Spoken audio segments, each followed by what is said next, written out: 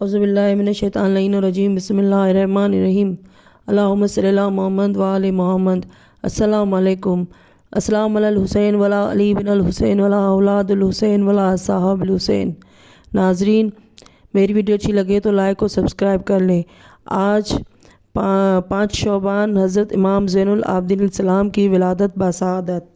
بن کے سجادے کی زینت آئے سجاد حزین، چومتی ہے جن کے قدموں کو عبادت کی جبین۔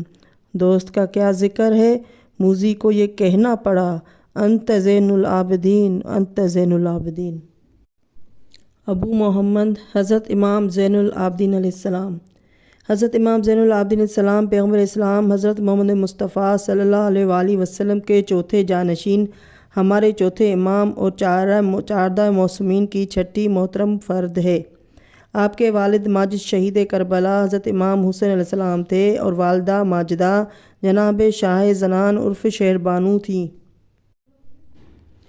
اور آپ اپنے آباء و اجداد کی طرح امام منصوص معصوم عالم زمانہ افضل و کائنات تھے۔ علماء کا بیان ہے کہ آپ کا علم، زہد، عبادت میں حضرت امام حسین علیہ السلام کی جیتی جاگتی تصویر تھے۔ آپ بتاریخ 15 جمادی الثانی 38 ہجری یوم جمعہ بقول 15 جمادی الاول 38 ہجری یوم پنجشنبہ بمقام مدینہ منورہ پیدا ہوئے۔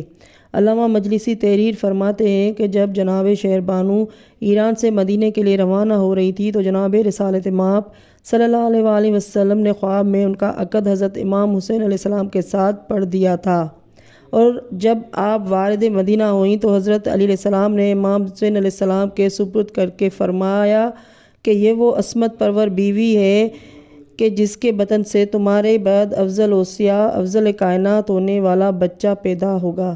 چنانچہ حضرت امام زین العابدین السلام متولد ہوئے۔ آپ کا اسم گرامی علی، کنیت ابو محمد، ابو الحسن اور ابو القاسم تھی۔ آپ کے القاب بے شمار تھے، جن میں زین العابدین، سید ساجدین، ذوالجفنات اور سجاد و عابد زیادہ مشہور ہے۔ بحوالہ حضرت امام محمد باقر علیہ السلام لکھا ہے کہ حضرت امام زین العابدین علیہ السلام کو سجاد اس لیے کہا جاتا ہے کہ آپ تقریباً ہر کار خیر پر سجدہ فرمایا کرتے تھے۔ جب آپ خدا کی کسی نعمت کا ذکر کرتے تو وہ سجدہ کرتے، جب کلام خدا کی آیت سجدہ پڑھتے تو سجدہ کرتے، جب دو شخصوں میں صلح کراتے تو سجدہ کرتے۔ اسی کا نتیجہ تھا کہ آپ کے مواضع سجود پر اونٹ کے گھٹنوں کی طرح گھٹے پڑ جاتے تھے، پھر انہیں کٹوانا پڑتا تھا۔ اسی لیے آپ کا لقب ذوالجفنات یعنی گھٹے والے بھی تھا۔